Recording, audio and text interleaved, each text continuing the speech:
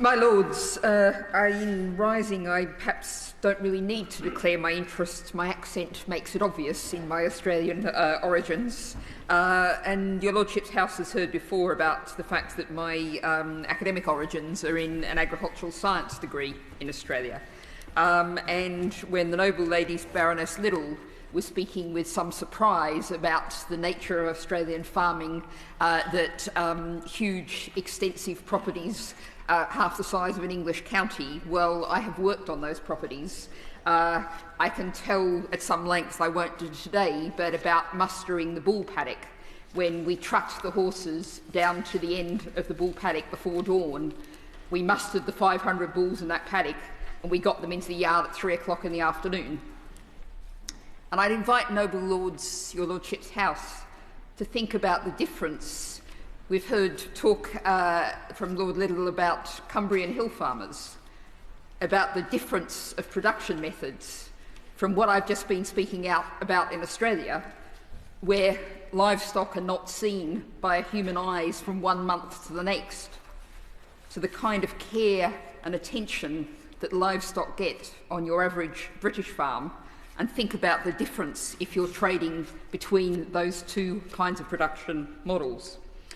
Now, I've written, particularly on for the Yorkshire Post, extensively on the atrocious standards of animal welfare and environmental standards in Australian farming. I won't repeat all that now, but I will tell your Lordship's House that I did bear in mind in writing that article that many people will be reading it over their morning bacon and eggs. So I actually toned down quite significantly the tales that I could have told about the things that I've seen in Australian agriculture. But I note that the noble Lord the Minister in his introduction, which many have remarked on, spoke proudly of the animal welfare chapter in this bill. So I've got a very specific question for the noble Lord the Minister. I'm sure he's aware of the practice of mulesing, whereby large pieces of skin are cut off the rear of merino sheep without anaesthetic or pain relief, large gaping wounds that then typically remain open for 7 or 8 weeks. And for many weeks, veterinary observation reveals that those animals display, unsurprisingly, the impact of considerable amounts of pain and suffering. This is a bill about government procurement. Will this enable the British government, any British procurement, to be done in a way that ensures that no wool products that are the products of mulesing will be brought in under this bill? Because that surely would be, if the government wishes to act on animal welfare in Australia, mulesing would be a very good place to start. Now, coming some considerable distance into your Lordship's debate today, I'm going to attempt not to repeat what others have said. Somewhat to my surprise, I very much agree with what the noble Lord Frost said about the need for democratic scrutiny in trade policy, and many other noble lords have covered that ground. It is very obvious that we have gone greatly backwards in democratic control over trade since we left the European Union. That is simply unarguable, and it is in the government's hands to ameliorate that situation. And I thank the noble lady Baroness Young of Old Scone, not currently in her place, for setting out many great environmental concerns, and I'd associate myself with all of those rather than repeating them. But again, coming back to the noble Lord the Minister's initial speech, he described this bill as the very essence of government strategy, close quote. Well, I think in a way this is a demonstration of the fact that conservative views of trade are directly 180 degrees opposite of green ideas of what trade should be. Because what this bill says is trade at any costs, for reasons I'll get to somewhat later. The green vision of trade is fair trade rather than free trade. Trade in necessary goods that there is a benefit to all sides from that trade, to both communities, both societies, and both economies. And yet what we have in our current free trade model is huge amounts of costs, environmental costs, costs in workers' rights, that are borne by the many, while a few gain financial profit from these deals. There's also the problem of resilience, and I note that with remarkably little fanfare, on December 21, the government finally released its National Resilience Strategy.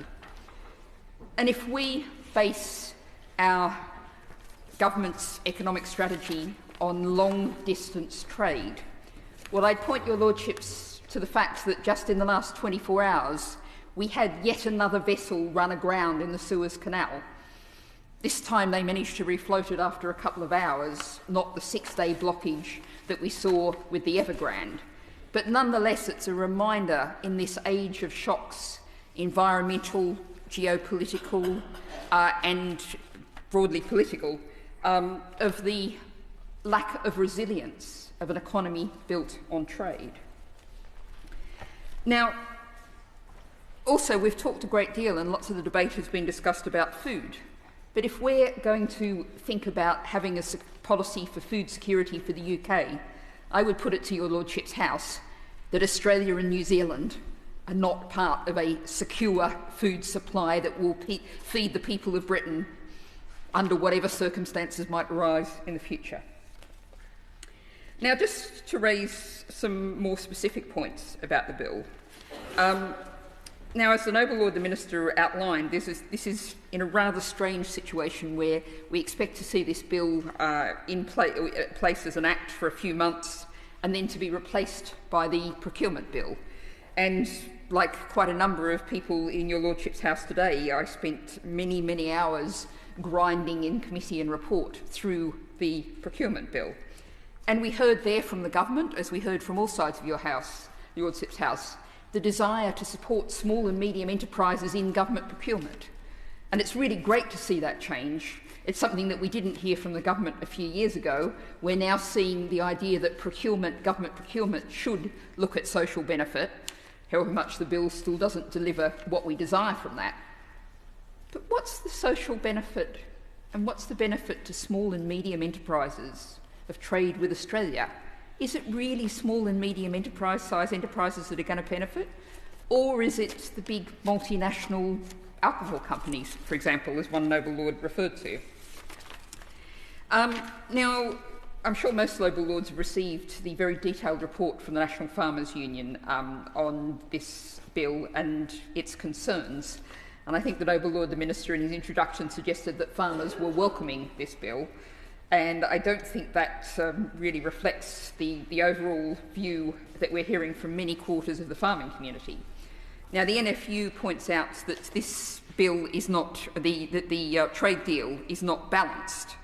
The main tariff reduction is on the UK side, and there is UK farmers who've been pushed by the government policies towards high input costs types of production, very different to the extensive Australian production, are likely to suffer. And the NFU points out that in the trade deal there are no safeguard mechanisms if imports reach a certain level. That is something that comes in over various periods of years. Sugar, there's no safeguards after 8 years. Dairy, no safeguards after 6. And again, we come to the thinking up about government policy about being joined up.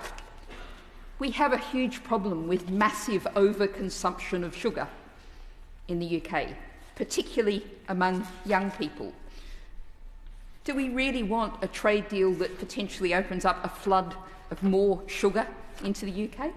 Where is the benefit of that? And dairy. I was reminded in reading of this of some figures a few years ago, pre-Brexit, that showed that British exports of ice cream to the European Union were going up. So were imports of ice cream from the EU. So what we had is a product, a manufactured product, using huge amounts of energy, swapping over. So let's imagine we export cheese to Australia, all that distance away, and Australia exports cheese to us. What is the point? I hear calls from the other side, better cheese. Different cheese. Is that truly worth the environmental cost, which is not included on the price tag? That's the externalised costs. Now, coming on to another point, in a briefing from the TUC, concerns about workers' rights and protecting public services. And again, I draw on my experiences of an Australian childhood that if the UK is one of the worst places in terms of workers' rights in Europe, then Australia is, broadly speaking, even worse and one of the worst places in the developed world. Now, as others have referred to, we have a new government in Australia and that may change, but that's the starting point that we're starting for in terms of this trade deal. Now, finally, I do have to, as many have referred to, come back to the tone of the Noble Lord, the Minister's introductory remarks.